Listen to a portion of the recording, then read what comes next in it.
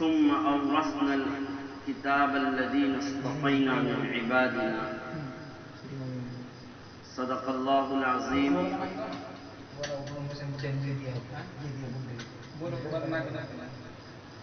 وقال النبي صلى الله عليه وسلم: من سلك طريقا يلتمس فيه علما سهل الله له به طريقا إلى الجنة أو كما قال عليه الصلاة والسلام.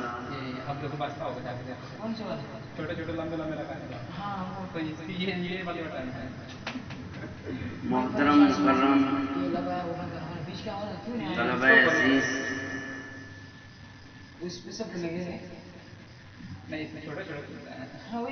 ایک لمبے عرصے کے بعد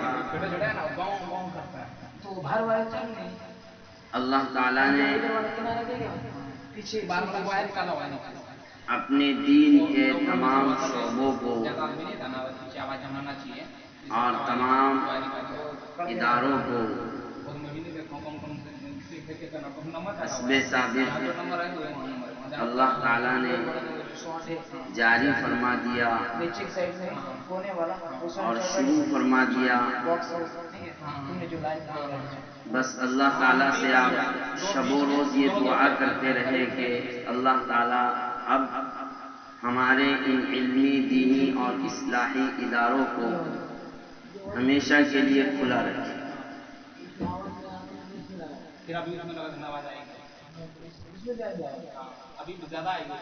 حالات دنیا میں آتے رہتے ہیں، چلے جاتے ہیں. وَتِلْكَ الْأَيَّامُ نُدَاوِلُهَا بَيْنَ النَّاسِ. اور حالات کیوں آتے ہیں؟ اللہ تعالیٰ ان حالات کو کیوں پیدا کرتے ہیں؟ قرآن اور سنت کی روشنی میں اگر ہم دیکھیں تو سمجھ میں آ سکتا ہے. قرآن پاک کی وہ آیت آپ سب کو یاد ہے: وَلَقَدْ أَرْسَلْنَا إِلَىٰ أُمَمٍ مِّن قَبْلِكَ فَأَخَذْنَاهُم بِالْبَأْسَاءِ وَالضَّرَّاءِ لَعَلَّهُمْ يَتَضَرَّعُونَ. یہ حالات تو ہم اس لیے لاتے ہیں بندو تاکہ تم کچھ رجوع کرو ہماری طرف، کچھ گڑ گڑاؤ، آنسو بہاؤ، اپنی کمی کا احساس ہے. تم ہم سے دور چلے گئے تھے، تم ہم سے ذرا غافل ہو گئے تھے. یہ حالات ہم نے اس لیے پیدا کیا تاکہ تم قریب آ جاؤ. بہرحال یہ تمہیدی بات ہے، یہ اچانک میرے ذہن میں آ گئی، ورنہ موضوع چونکہ آپ طلبہ مخاطب ہے اور نیا سال ہمارا تعلیمی شروع ہوا ہے اور ہمارے اکابرین، ہمارے اسلاف، ہمارے اہل اللہ، ہمارے مدارس کے بزرگان دین، محدثین، مفسرین کا یہ طرز عمل رہا ہے اور یہ معمول رہا ہے کہ جب وہ اپنے ادارے کا آغاز کرتے یا اساتذہ اپنے اسباق کا آغاز کرتے تو اسباق شروع کرنے سے پہلے، تعلیم شروع کرنے سے پہلے طلباء کی خدمت میں تعلیم اور طلب علم کے آداب اور اصول بیان کرتے تاکہ ان آداب کو سن کر علم کو حاصل کرنے کے اصول اور ضوابط کو سن کر طلباء شروع سال سے ہی پورے شوق اور ذوق سے علم حاصل کرنے میں لگ جائے اور ان اصول اور آداب کے مطابق علم حاصل کرے. اسی لیے بہت ساری کتابیں بھی ہیں، کتابوں کی کمی نہیں ہے. اب بہت ساری کتابیں ہیں جن کتابوں میں علم حاصل کرنے کے آداب اور اصول بیان کیے ہیں. ابھی میں ایک کتاب دیکھ رہا تھا، اسلاف کی طالب علمانہ زندگی کے اصول و آداب. بڑی اچھی کتاب ہے، کہیں مل جائے تو آپ اس کو خرید لیں، کام کی چیز ہے۔ بہرحال میں یہاں سے میں اپنی بات کا آغاز کر رہا ہوں کہ دیکھیے، دنیا میں بظاہر کامیابی کے، ترقی پانے کے، فلاح پانے کے دو اسباب، دو ذرائع، دو چیزیں، ایک سبب اور ذریعہ ہے مال و دولت، اور دوسرا ذریعہ ہے علم مع العمل، علم کے ساتھ عمل، اس لیے کہ علم اور عمل دونوں لازم و ملزوم ہیں۔ ابھی پنجم کے طلباء نے سنت کے بحث میں گزشتہ سبق میں مجھ سے سنا ہے، خبر واحد مفید للعمل ہے، تو بہرحال وہ تفصیل ہے، وہاں سن چکے ہوں گے۔ تو بہرحال علم مع العمل اور مال، یہ دو چیزیں دنیا میں انسانوں کی کامیابی کا ذریعہ اور فلاح پانے کا، خوشحالی کا ذریعہ ہے۔ لیکن آپ یہ بھی سمجھتے ہیں کہ ان دونوں میں مال فانی چیز، ختم ہونے والی چیز، اور اس سے جو عزت اور شہرت ملتی ہے وہ بھی ختم ہونے، عارضی شے ہے۔ اسی لیے آپ واقعات سنتے ہیں، مشاہدہ میں آپ کے ہے کہ بڑے بڑے آئے، کروڑوں نہیں کھربوں کے مالک آئے اور چلے گئے، بے نام و نشاں ہو گئے۔ ایک قبر کی تصویر میں دیکھ رہا تھا کہ وہ فلاں ملک کا ہے اور اتنے کروڑوں کا وہ مالک تھا، لیکن آج اس شخص کی قبر پر نہ کوئی آتا ہے نہ اسے کوئی دیکھتا ہے۔ ابھی بس 15 منٹ پہلے میں وہ دیکھ کر آیا۔ مال اصلی اور حقیقی عزت کا ذریعہ نہیں، ہاں اصلی عزت، حقیقی عزت اور کامرانی کا ذریعہ یہ علم دین۔ اسی علم کے ذریعے پہلے بھی عزتیں اور بلندیاں ملی اور آئندہ بھی ملی، آئندہ بھی ملی۔ آپ از ابتدائے عالم، دنیا بنی ہے جب سے، جنہیں بھی رفعتیں، عزتیں اور بلندیاں نصیب ہوئی، آپ قرآن و سنت کی روشنی میں ان کا مختصر سا جائزہ لیجیے۔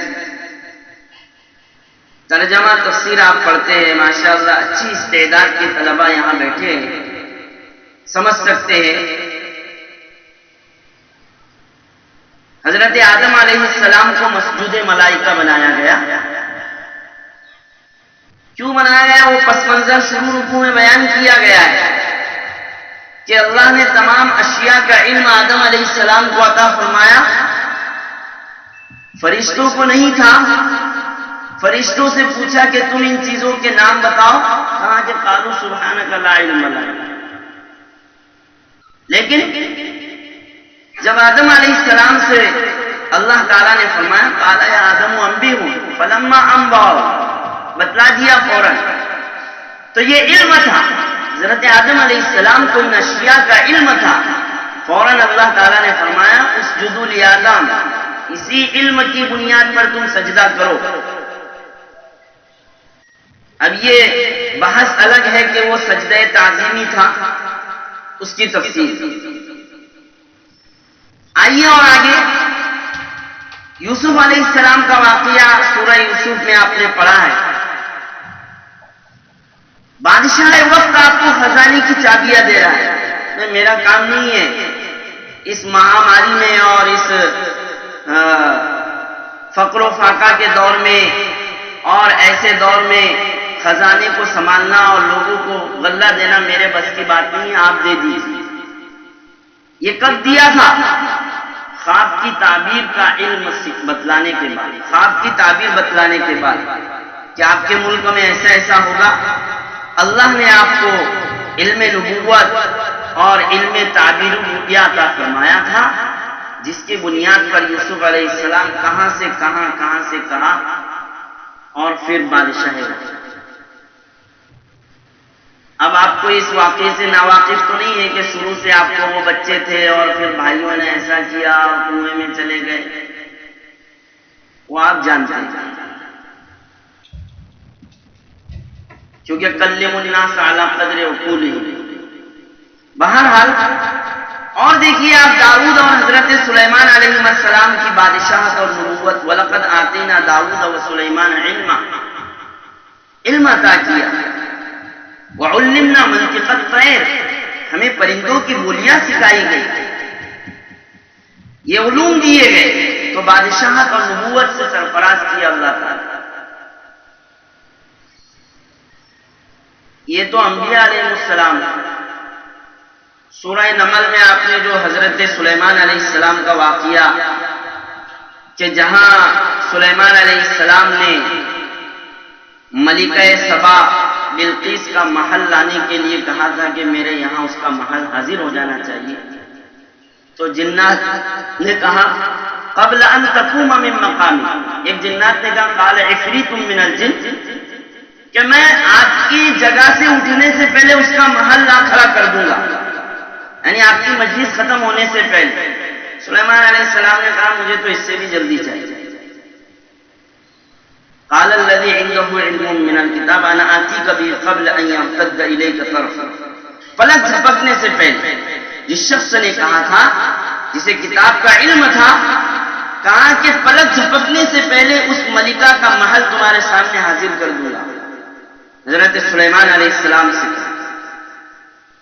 تاریخ میں اس شخص کا نام وہ جنات نہیں تھا، وہ انسان تھا، اس کا نام لکھا ہے آصف بن برقیہ۔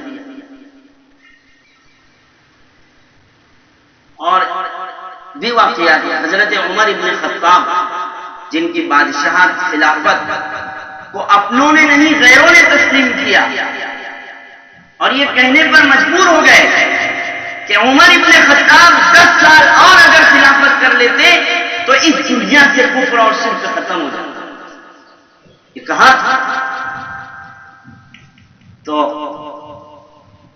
عمر ابن خطاب، نفحۃ العرب میں آپ نے وہ دریائے نیل کا واقعہ پڑھا ہے کہ اے دریائے نیل، وہاں تفسیر دیکھ لیجئے نفحۃ العرب میں، کہ اگر تو اپنے اختیار سے چلتا ہے تو کوئی بات نہیں، لیکن تو اللہ کے حکم سے چلتا ہے اس لیے چلنا پڑے گا۔ تو وہ رسم ختم کر دی گئی، دریائے نیل آج تک بہہ رہا ہے،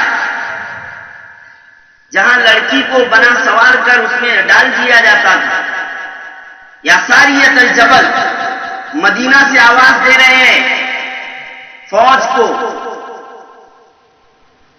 کہ پہاڑ کی اس جانب ہواؤں سے پیغام پہنچ رہا ہے، واٹس ایپ اور یہ وغیرہ نہیں تھے، تو یہ کیا تھا؟ یہ علم تھا۔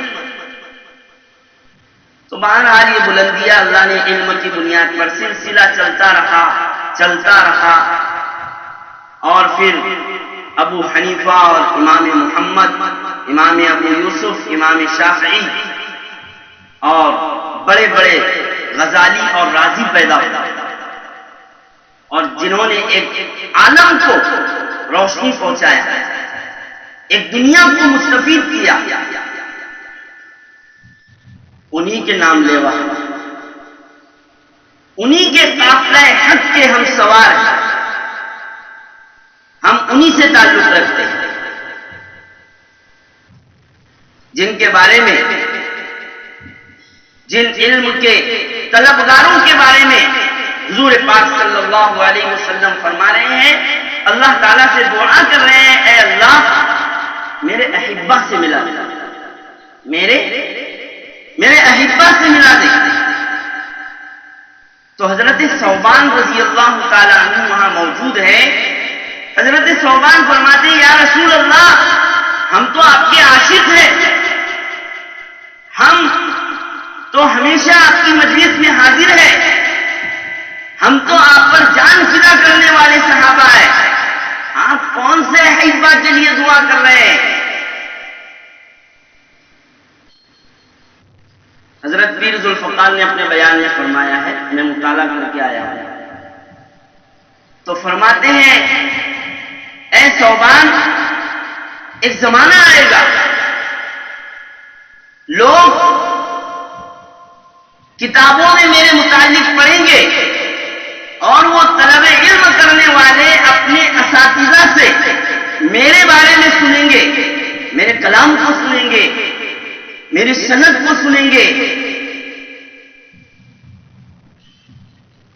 تو میں ان سے متعلق بات، وہ میرے احبا ہے، وہ آپ جن کے متعلق حدیث ابھی میں نے پڑھ کر سنا ہے، من سلک طریقا یلتمس فیہ علما، جو علم طلب کرنے کے لیے چلتے ہیں، گھروں سے آتے ہیں، مشقت برداشت کرتے ہیں، وہ صرف مدرسے تک نہیں، سہل اللہ لہ بہ طریقا الی الجنہ، وہ تو جنت تک راستہ طے کرتے ہیں، جنت تک، یہ جنت کا راستہ ہے۔ آپ معمولی نہیں ہیں، میں تو سبق میں بھی کہتا ہوں، آپ معمولی طلبہ نہیں ہیں عزیز طلبہ، آپ معمولی طبقہ نہیں ہے، آپ اپنی حیثیت پہچانیے، آپ اپنا مقام و مرتبہ پہچان کر زندگی گزاریے، آپ کوئی کالج اور یونیورسٹی کے اسٹوڈنٹ نہیں ہیں۔ تو بہرحال یہ امام محمد کا واقعہ یاد آ رہا ہے، میں نے پہلے بھی کسی وقت یہ واقعہ بیان کیا ہے، ابھی بھی پڑھ کر آیا ہوں دونوں جگہ۔ امام محمد رحمت اللہ علیہ جن کا احسان ہے ہمارے اوپر، فقہ حنفی کو جنہوں نے سنوارا ہے، امام محمد کو خواب میں کسی نے دیکھا اور خواب میں ایک بات تو یہ پوچھا کہ آپ کے ساتھ کیا گزرا، آپ کی مغفرت ہوئی یا نہیں، آپ کے ساتھ اللہ تعالیٰ نے کیا معاملہ فرمایا ہے؟ تو امام محمد جواب دیتے ہیں کہ اللہ تعالیٰ نے مجھ سے یہ کہا، سنیے، مجھ سے یہ کہا کہ اگر تم کو جنت نہ دینا ہوتی، تمہیں عذاب دینا ہوتا، تو پھر میں تم کو یہ کتابوں کا علم نہیں دیتا،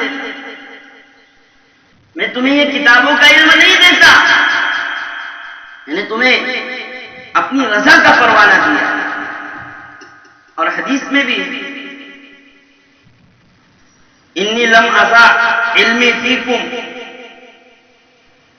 لأعذبکم، میں نے تمہیں یہ علم اس لیے نہیں دیا کہ میں تمہیں عذاب دوں۔ تو بہرحال آپ کی فضیلت کے بارے میں بے شمار آیتیں ہیں، بے شمار احادیث ہیں، اقوال ہیں، واقعات ہیں، تفصیل کا موقع نہیں ہے، بس 10 منٹ میں بات ختم کرنا ہے، اس لیے آداب کو بیان کر کے انشاءاللہ بات ختم کر دیں گے۔ تو بہرحال بڑے بڑے لوگ ہمارے اس قافلے سے بنے ہیں، ہمارے ہی حضرت کو دیکھ لیجئے، حضرت خادم القرآن کو۔ میری ناقص رائے میں مغل بادشاہوں نے بھی وہ کام نہیں کیا ہے جو اللہ نے حضرت سے لیا ہے، میری ناقص رائے میں۔ تو بہرحال ایسے لوگ آج بھی پیدا ہوتے نہیں ہے، نا امید اقبال اس کشت ویرا سے، ذرا نم ہو تو یہ مٹی بڑی زرخیز ایسا، اور اب بھی ہو سکتی ہے تجھ پہ بارش لطف امین، پہلے کوئی پیدا تو کرے ایسا قلب سلیم۔ تو بہرحال بہت ساری باتیں ہیں، کہنے کا مطلب یہ ہے کہ پیدا ہوئے ہیں بڑے بڑے لوگ۔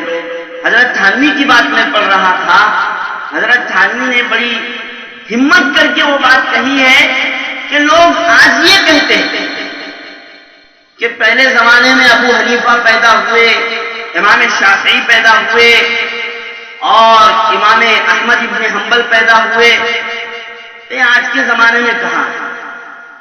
آج کے زمانے میں کہاں ہے؟ مایوسی کا شکار ہے، مایوسی کا شکار۔ اب کہاں پیدا ہوں گے ایسے بڑے بڑے لوگ؟ اب نہیں ہو سکتے۔ حضرت تھانوی، حضرت مولانا اشرف علی تھانوی رحمت اللہ علیہ فرماتے ہیں یہ وہم اور یہ خیال غلط ہے، ایسا ایسا نہیں، آج بھی پیدا ہو. شعر میں نے پہلے ہی پڑھ دیا اور بعد میں یہ بات کہہ رہا ہوں کہ آج بھی ہوں گے، لیکن جو شرائط کو، جو آداب کو اور جو اصول کو ان حضرات نے طلب علم کے لیے اختیار کیا تھا، وہ ہمیں کرنا ہے، وہ ہمیں کرنا پڑے.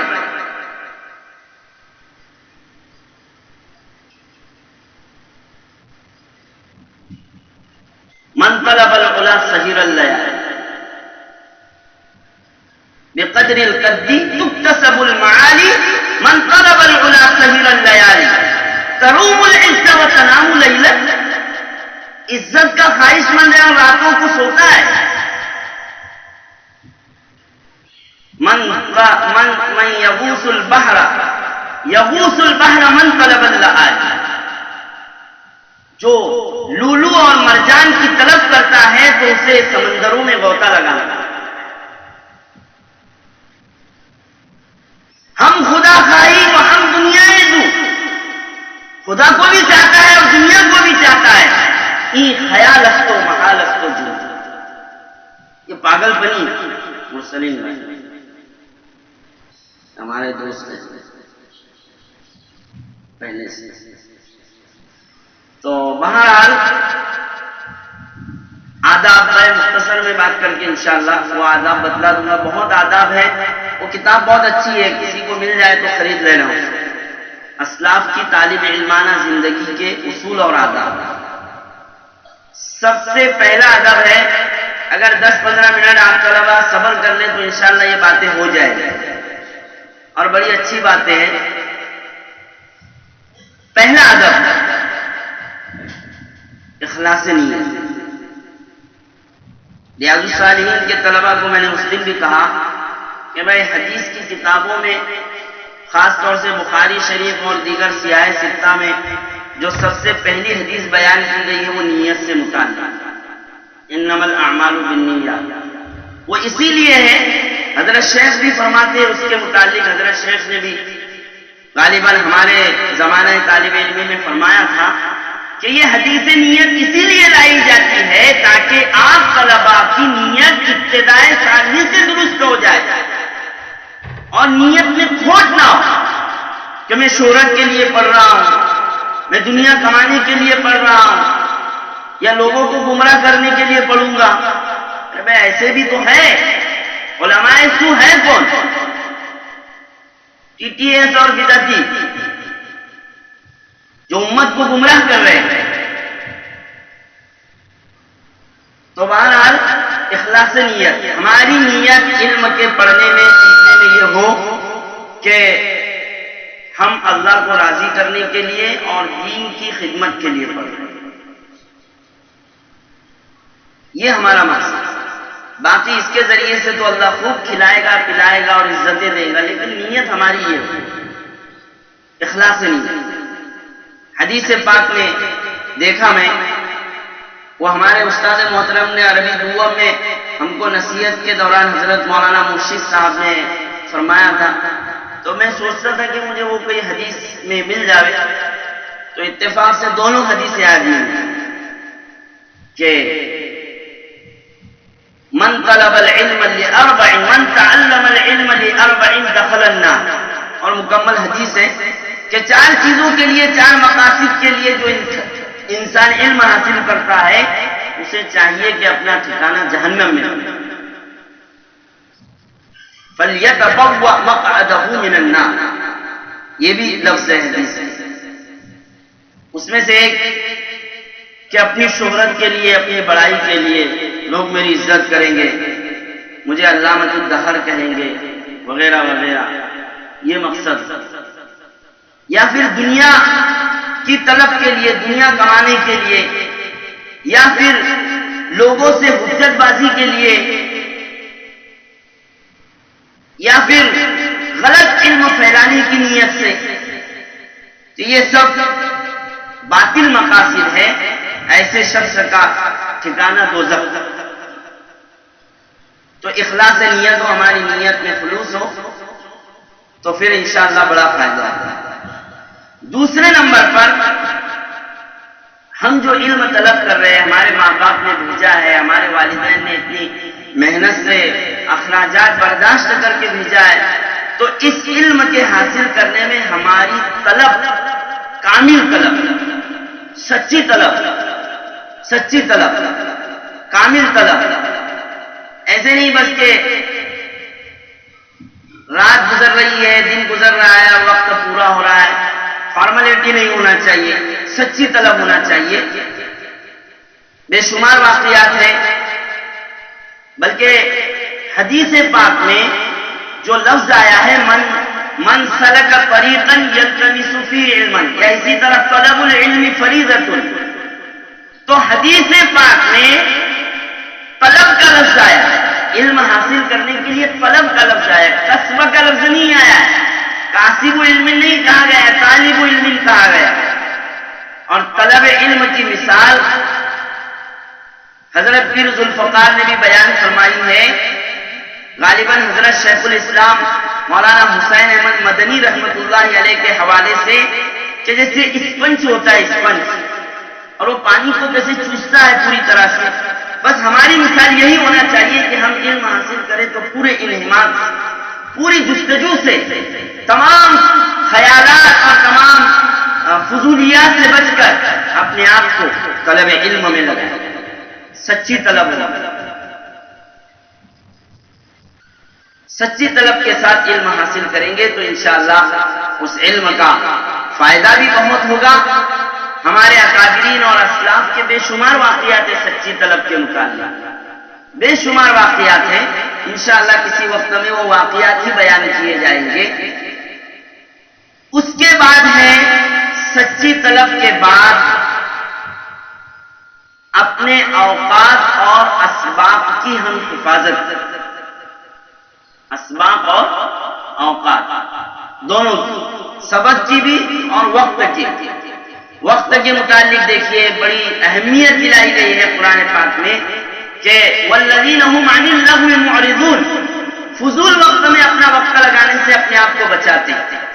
اسی طرح حدیث پاک میں من حسن اسلام المرء ترکہ ما لا یعنی، اسلام بہترین یہ ہے کہ ہم فضول بات کو چھوڑ دیں، فضول وقت میں اپنا وقت ضائع نہ کرے فضول چیزوں میں، تو وقت صحیح گزارے۔ حدیث پاک میں آتا ہے، آپ صلی اللہ علیہ وسلم نے فرمایا کہ ہر روز سورج طلوع ہوتا ہے اور طلوع ہو کر کہتا ہے اے ابن آدم، میں تیرے ہر عمل پر گواہ ہوں، تو اس وقت کی قدر کر لے، میں لوٹ کر نہیں آؤں گا، تو عمل کر میں لوٹ کر نہیں آؤں گا۔ تو وقت کی قدر ہم صحیح ڈھنگ سے کریں گے تو انشاءاللہ ہم اپنے اکابرین کے طرز پر چل سکتے ہیں۔ وقت کے قدرداں کتنے گزرے ہیں، آپ دیکھیے کہ کتنے انہوں نے اپنے، حضرت تھانوی رحمت اللہ علیہ 2000 کے قریب آپ کی کتابیں ہیں، آپ کے وقت کی قدردانی کا عجیب واقعہ ہے کہ ان کے استاد محترم آئے اور مہمان ہوئے حضرت تھانوی کے یہاں، تو حضرت نے اپنے استاد کی خدمت کیا اور خدمت کرنے کے بعد کہا کہ حضرت یہ جو اس وقت میرا ٹائم ہے یہ تھوڑا تصنیف اور تعلیف کا وقت ہے، میں معافی چاہتا ہوں، میں ذرا اس وقت کو جا کر تصنیف اور تعلیف میں استعمال کرتا ہوں، پھر انشاءاللہ آؤں۔ تو جہاں جو وقت استعمال کرنا تھا وہاں وہ وقت استعمال۔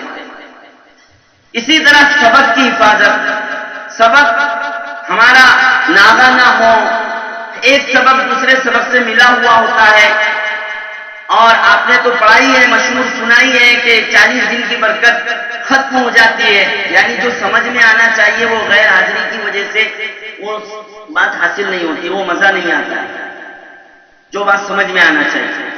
تو بہرحال اسباق کی حفاظت کریں، اسباق کی پابندی کریں، ہر سبق کو ہم پابندی سے، اور سبق کی پابندی میں یہ بھی چیزیں ہیں کہ 4 چیزیں حضرت تھانوی رحمت اللہ علیہ نے لکھی ہے کہ 4 چیزیں طالب علم کر لے تو انشاءاللہ وہ ضرور پختہ، صلاحیت مند اور استعداد والا عالم بنے گا۔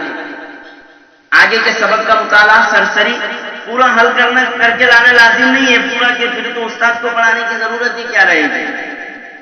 حضرت تھانوی نے فرمایا کہ معلومات اور مجہولات دونوں میں تمیز ہو جائے گا کہ ہمیں اس سبق سے کیا معلوم ہو رہا ہے اور کیا معلوم نہیں کر کے لانا ضروری نہیں ہے. عبارت کے اعراب اور ہلکا پھلکا ترجمہ اور کیا اس میں بیان کیا جا رہا ہے، آگے کے سبق کا مطالعہ. اور دوسرے نمبر پر جب سبق میں حاضر ہو تو استاد محترم جو سبق پڑھا رہے ہیں اس کو آپ دل جمعی سے سنیں، سمجھے بات. اور وہاں بھی سبق میں کلی سبق سمجھ میں آنا ضروری نہیں ہے کہ من وان پورا سبق اے ٹو زیڈ سمجھ میں آ جائے، یہ ضروری نہیں ہے. سبق میں کچھ باتیں چھوٹ بھی سکتی ہے. طالب علم کی مثال تو ایسی ہے پڑھنے کے زمانے میں جیسے وہ علم کو جمع کر رہا ہے صندوق میں جمع کر رہا ہے، اور جب وہ پڑھانے بیٹھے گا تو پھر وہ کھلے گا انشاءاللہ. وہ خوب پڑھے گا، بلکہ جو بات وہاں سمجھ میں نہیں آئی تھی وہ سمجھ میں آ جائے. یہ میں تجربے کی بات کر رہا ہوں، سمجھ میں آ جائے. تو بہرحال سبق کی حفاظت میں یہ بھی ہے. اور اسی طرح اس کے بعد ہے تیسرے نمبر پر تکرار و مطالعہ. تکرار ضرور ہونا چاہیے. تکرار کا ثبوت تو انشاءاللہ حدیث پاک سے بھی مل جائے گا. حضرت انس ابن مالک فرماتے ہیں کہ ہم 60-70 لوگ 50-60 لوگ آپ صلی اللہ علیہ وسلم سے حدیث پاک سنتے، پھر آپ صلی اللہ علیہ وسلم چلے جاتے تو ہم سب مل کر اس کا مذاکرہ. تکرار کا ثبوت وہاں سے، وہ حدیث بھی اس کتاب میں لکھی ہوئی. تو تکرار. اور پھر چوتھے نمبر پر آموختہ کسی نہ کسی درجے میں دوڑ. ہم دیکھ لیں پیچھے سے، ضروری نہیں ہے مکمل یاد کرنا، دیکھ لیں اس کو سرسری. تو یہ 4 چیزیں حضرت تھانوی فرماتے ہیں استعداد اور صلاحیت کے بننے کا لازمہ ہے انشاءاللہ.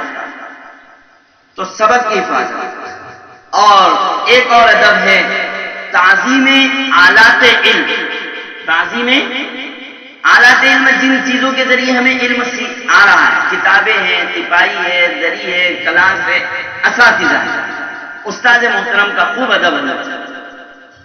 ہمیں جو اس وقت رابطہ ہونا چاہیے اساتذہ سے وہ نہیں ہے جس طرح.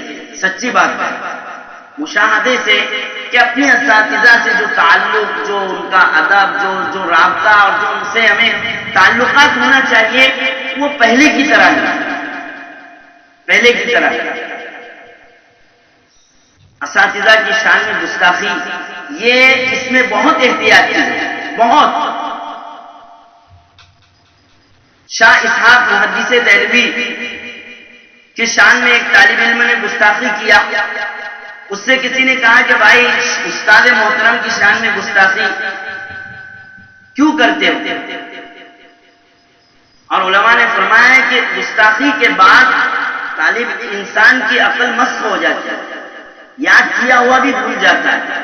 تو اس طالب علم نے کہا کہ مجھے ان سے فائدہ کیا ہے، مجھے ان کا سبق یاد نہیں رہتا ہے.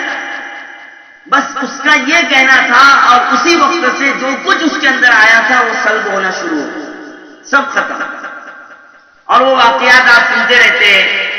امام ابو حنیفہ نے کسی بھنگی سے پوچھا تھا کہ کتا کب بالغ ہوتا ہے، وہ بھی واقعہ بھی میں دیکھ کر آیا ہوں. تو اس بھنگی نے کہا تھا کہ کتا جب پیر اٹھا کر پیشاب کرتا ہے تو وہ بالغ ہونے کی علامت ہے. امام ابو حنیفہ فرماتے ہیں جب بھی وہ بھنگی گزرتا تھا میں اس کے ادب میں کھڑا ہوں. یہی واقعہ، اسی طرح کا واقعہ حضرت مولانا قاسم نانوتوی رحمۃ اللہ علیہ کا. تو بہرحال یہ سب استاد محترم کی تعظیم اور گستاخی کے متعلق واقعات ہیں. اپنے اساتذہ سے سچا اور مخلصانہ تعلق ہو، ہم ان سے استفادہ کریں، ان سے مشورے کریں اپنی آئندہ زندگی کے لیے، اپنی آئندہ تعلیم کے لیے. اور اس کے بعد ہی تزکیہ باطن، گناہوں سے اپنے آپ کو بچائیں. وَذَرُوا ظَاهِرَ الْإِثْمِ وَبَاطِنَهُ، ظاہری اور باطنی گناہوں سے اپنے آپ کی حفاظت کریں. ہمارے استاد محترم نے مثالیں دی تھی کہ آدمی جب گناہ کرتا ہے، تفصیل بہت تھی لیکن یہ آخری بات ہے کہ انسان سے جب گناہ ہوتے رہتے ہیں، خاص طور سے طالب علم کے متعلق، تو ان گناہوں کی کثرت کی وجہ سے اس کے دل کو اللہ تعالیٰ الٹا برتن کر دیتے. الٹا. اب آپ دیکھیے الٹے گلاس میں آپ کتنا بھی ڈالیں گے تو وہ نہیں جائے گا. اور بھی نقصانات بتلائے تھے کہ اس کی موت صحیح طریقے پر نہیں ہوتی ہے گناہوں کی کثرت کی وجہ سے. وہ دنیا میں کسی کا غلام بن کر رہ جاتا ہے، وہ در در کی ٹھوکریں کھاتا پھرتا ہے. یہ سب گناہوں کے نقصانات. تب تقوی طہارت اپنے اندر پیدا کرے، تہجد کی پابندی کرے، درود شریف کا اہتمام کرے، نفلوں کا اہتمام کرے، تلاوت کا اہتمام کرے۔ صرف ورق گردانی سے علم نہیں آ جاتا کہ رٹ لیا، یاد کر لیا، ہو ہی نہیں سکتا ہے۔ معیار بننے کا اور استعداد بننے کا مکمل دار و مدار ذہانت پر نہیں ہے طلبہ علم، بلکہ علم کے آداب پر عمل کرنے پر۔ تو بہرحال وقت ہو چکا ہے اور کافی باتیں رہ گئی ہیں، انشاءاللہ کسی موقع پر وہ بیان کر دی جائے گی۔ اللہ تعالیٰ عمل کی توفیق عطا فرمائے۔ سبحان اللہ و بحمدہ، سبحان اللہ العظیم۔